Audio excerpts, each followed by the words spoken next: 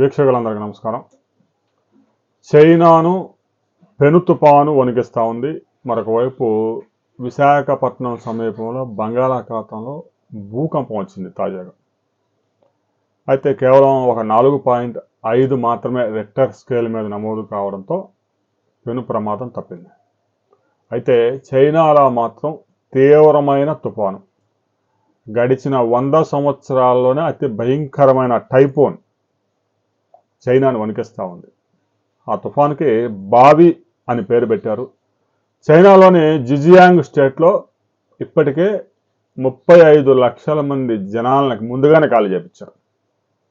ఆ తుఫాను ప్రభావంతో చైనాలో చాలా ప్రాంతాల్లో విపరీతమైన వరదలు వచ్చే ప్రమాదం ఉంది అనే అంచనాలతో చైనా రెడ్ అలర్ట్ ప్రకటించింది. టైఫూన్ బావి తీవ్రత ఇప్పటికే చైనాతో పాటు జపాను, తైవాన్లో కూడా దాని ప్రభావం చూపుతూ ఉంది. అతి భారీ వర్షాలు నమోదవుతూ ఉన్నాయి. ఇక దక్షిణ ఫిలిప్పైన్స్లో ఇప్పటికే 200 మంది ప్రాణాలు కోల్పోయారు.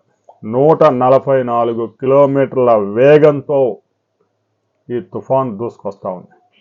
దీంతో ఈ తుఫాను చైనాని అతలాకుతలం చేయబోతూ ఉంది.